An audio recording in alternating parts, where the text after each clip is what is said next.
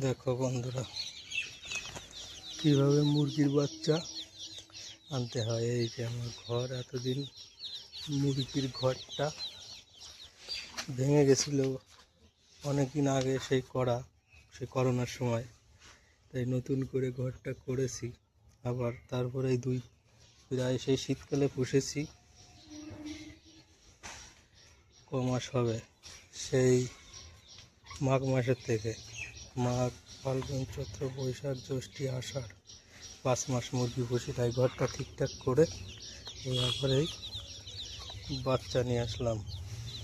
এই দেখুন কীভাবে আনতে হয়। আগে অর্ডার দিয়ে বাজারের থেকে দেখুন, যে কয়লার মুরগি আপনারা খান সেই মুরগি কীরকম অবস্থায় আসে। এই দেখুন কত ছোট থাকে।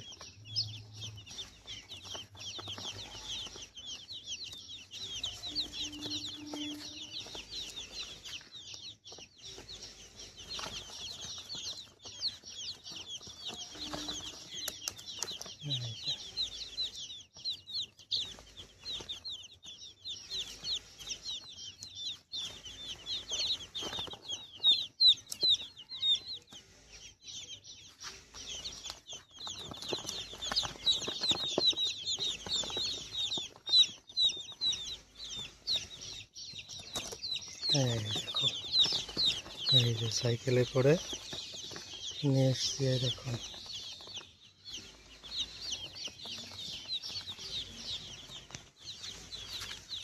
এই দেখুন, এই যে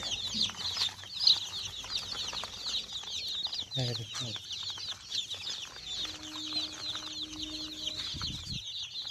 দেখুন এখানে আছে এই যে ঘর।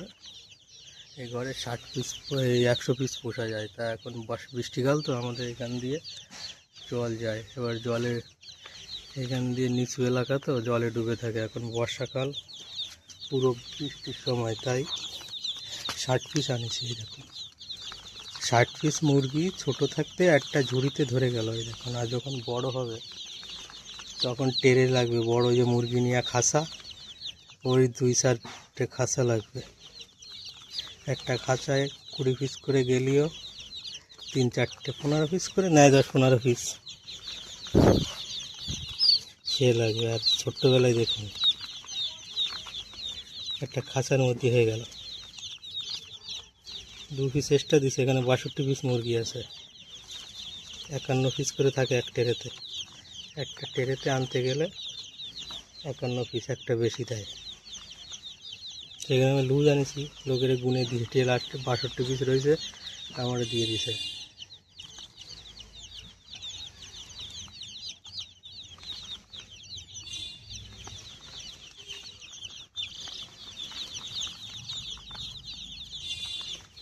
নাই দেখো, এবার ওখানে কীভাবে ছাড়ি, কীভাবে কোথায় রাখি দেখাচ্ছি।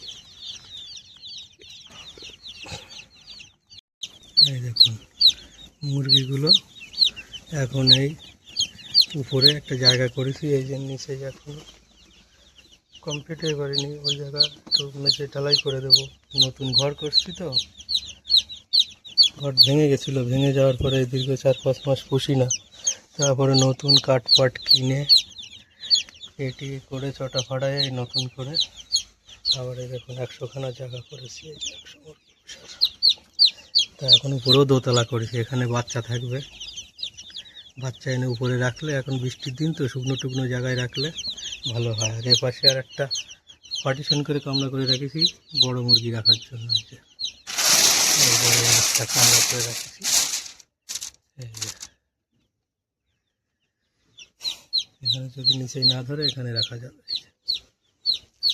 আর এই যে এখন এই মুরগিরে এনে সকালে এর শুধু স্যালাইন, গরম তো গরমে চিনি দিয়ে দিলি, স্যালাইন জল, আর এরে দিয়ে দিতে হয় এখন হচ্ছে সুজি দিয়ে দিলে এর পেটে একদিনের বাচ্চা তো, যদি কুসুম থাকে তো কুসুম বেরোয় যায়। কুসুম বেরোয় গেলে মুরগি কাটার আর ভয় থাকে না। আর তারপরে আস্তে আস্তে খাবার ম্যাশ নিয়ে এসেছি। ওই যে সাইকেলে ম্যাশ, খাবার নিয়ে এসেছি ম্যাশ। এখন এই অল্প করে নিয়ে এসেছি, বাচ্চা তো আবার যেই হয়ে যাবে, 2 দিন একটু বড় হয়ে যাবে, তারপরে বস্তা নিয়ে আসবো। এখানে হচ্ছে 60 পিস নিয়ে এসেছি মুরগি। এই দেখুন, এই সুজি দিয়ে দিতে হবে। তাহলে আপনারা যদি মুরগি পোষেন কেউ, বাচ্চা এনেই গরমে নুন চিনি জল দিয়ে দেবেন। নুন না দিতে পারলে চিনি গুলায় স্যালাইন মতো জল দিয়ে দিতে পারলে বাচ্চাগুলো সুস্থ থাকে। আর সুজি দিয়ে দেবেন, পেটের কুসুম বেরোয় যাবে। আর তারপরে ধাপে ধাপে কী করে বড় হয় পরিচর্যা করে আগেও তো দেখিয়েছি, এবার আবার দেখাবো এই মুরগি কীভাবে পরিচর্যা করতে হয়, কোন দিনে কোন ওষুধ।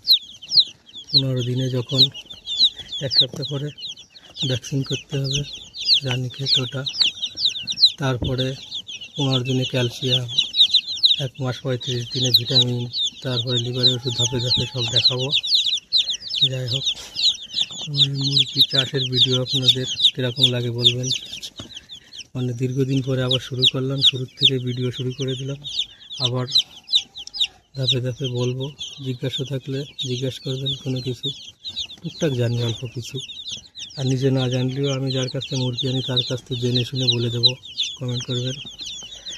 যে তাই ভিডিও আর বড় করছি না। ভালো লাগলে লাইক কমেন্ট শেয়ার সাবস্ক্রাইব করবেন। যারা পেজ থেকে দেখছেন, দীপঙ্কর ফল ব্লগার পেজটা ফলো করে নেবেন।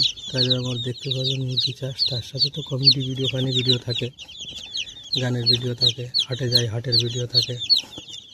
আর যারা ইউটিউব দিয়ে দেখছেন, দীপ ভিলেজ ব্লগ সাবস্ক্রাইব করে দেবেন। আমার এই মুরগি পোষার ভিডিও, বিভিন্ন রকমের গ্রাম্য ভিডিও দেখতে পারবেন।